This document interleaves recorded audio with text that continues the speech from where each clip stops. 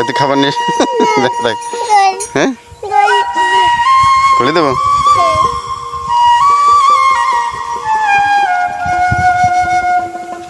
তুই খাবার খাবি?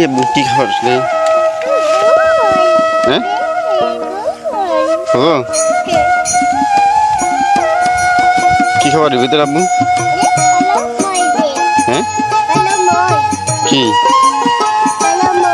কলার মুড়ি? কলার মুড়ি খায় কাম হয়? ঠিক আছে, তুই রুটি নিয়ে আসছি আব্বু। হ্যাঁ প্রিয় দর্শক, শুভ সকাল, আসসালামু আলাইকুম।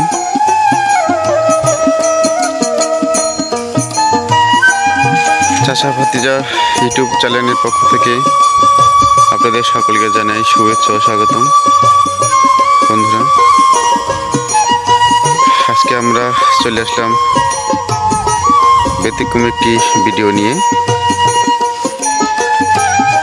এই যে আমার সামনে দেখতে পাচ্ছেন আপনারা ভুট্টার গাছ। এটি হয়তো অনেকে চিনে থাকেন, হয়তো অনেকে চিনবেন না। এটি হলো ভুট্টার গাছ।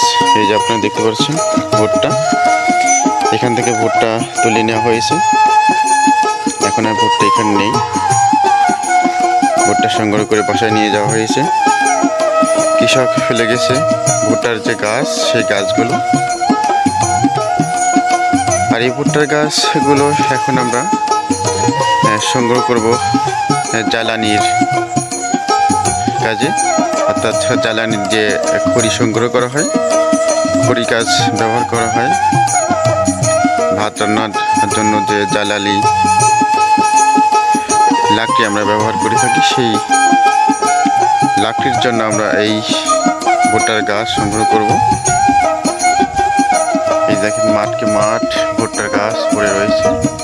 ভুট্টা সংগ্রহ করে কৃষক জমি থেকে নিয়ে গেছে, শুধু পড়ে আছে ভুট্টার যে গাছ, সেই গাছগুলো। দেখতে পাচ্ছেন পুরো মাঠ জুড়ে ভুট্টার গাছ রয়েছে। তো আমি এখন আসলাম এই ভুট্টার গাছ সংগ্রহ করার জন্য। বাসায় লাকড়ি হিসাবে ব্যবহার করব। এই যে ছোট ছোট বাচ্চারা ভুট্টার গাছ কেটে সারিবদ্ধভাবে রেখে গেছে। এগুলো আস্তে আস্তে নিয়ে যাওয়া হবে। এখন আমি আছি ভুট্টার গাছ কাটার জন্য সকালবেলা। এই যে অনেকে কেটে ফেলে রেখে গেছে, আস্তে আস্তে এগুলো যখন শুকাবে তখন এগুলো নিয়ে যাবে। এগুলো জ্বালানির কাজে খুবই ভালো কাজ করে, চুলায় খুব ভালো জ্বলে। যেহেতু এই গাছগুলো আপনারা দেখতে পাচ্ছেন কুশরের মতন গাছগুলো, অনেক মোটা মোটা। এগুলো যখন আপনার শুকাবে একদম গোড়া থেকে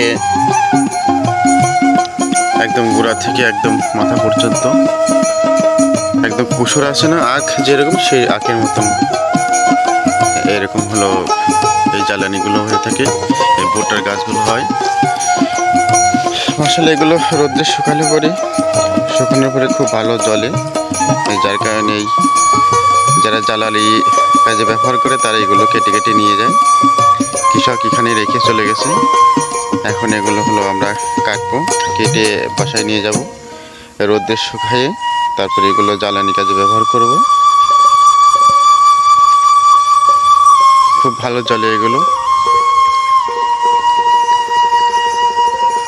পুরো মাঠ জুড়ে হলো আপনার রয়েছে এই ভুট্টার গাছগুলো।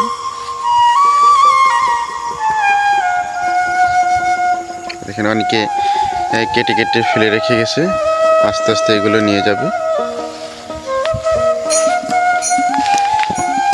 আমি এগুলো কাটার জন্য এই যে যন্ত্রপাতি নিয়ে আসছি, এখানে বটি দিয়ে কাটবো।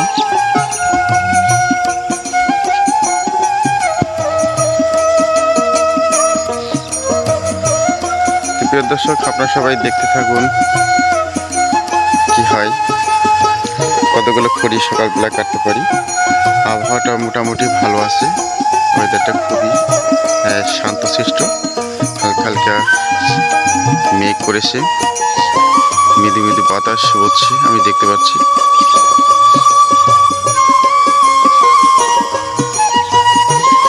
খুব ভালো লাগবে, দেখা যাক কতগুলো কাটতে পারি। তো প্রিয় দর্শক, আপনারা সবাই আমার সঙ্গে থাকুন এবং দেখতে থাকুন পরবর্তীতে কি হয়।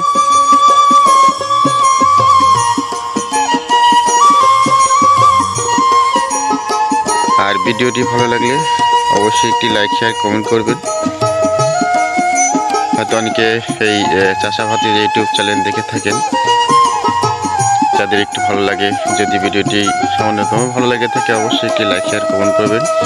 আপনাদের সবার কাছে এই আশাবাদ রেখে আজকের মতন এখান থেকে শেষ করছি। তো প্রিয় দর্শক, আপনার সবাই ভালো থাকবেন, সুস্থ থাকবেন। আল্লাহ হাফেজ, দেখা হবে অন্য কোনো একটি ভিডিওতে।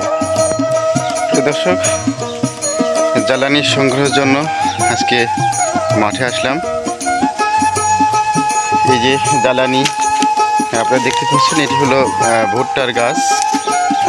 এই ভুট্টার গাছ আমরা হলো এখন এগুলো কাটবো, এগুলো কেটে হলো জ্বালানির জন্য ব্যবহার করব।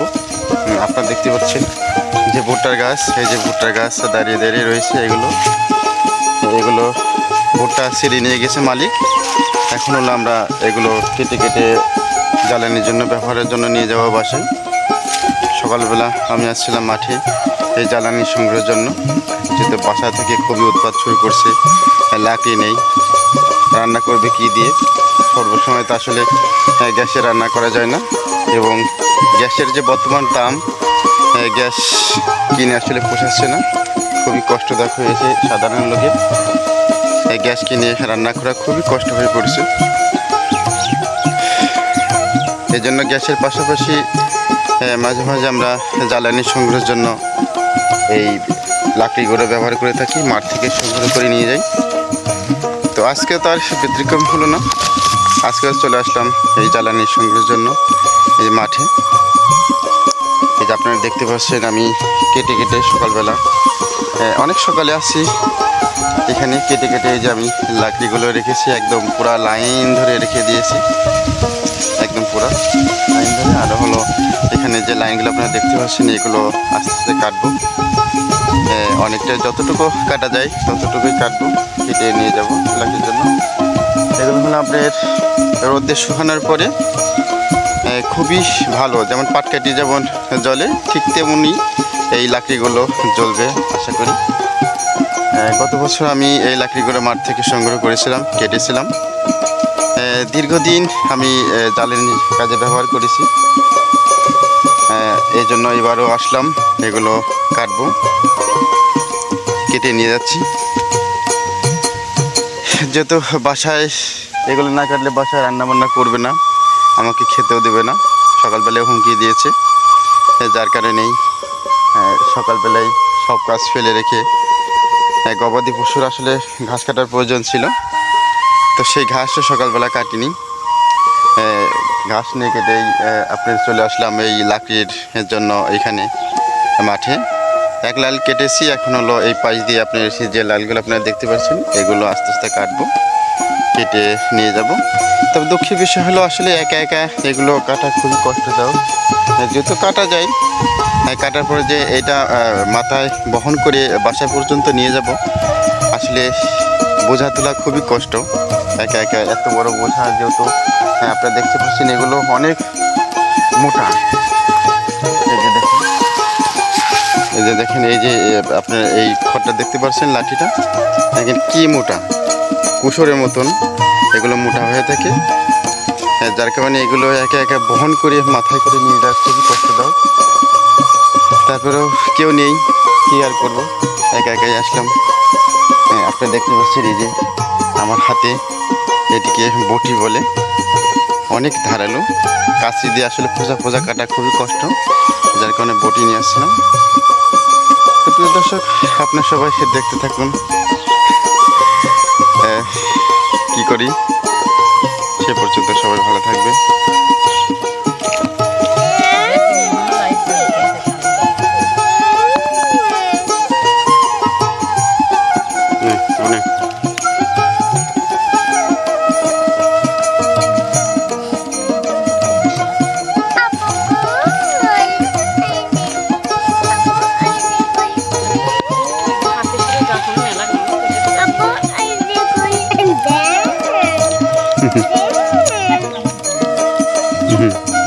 দেখছো আবু এই যে হ্যাঁ এটা কি আবু কলা হুম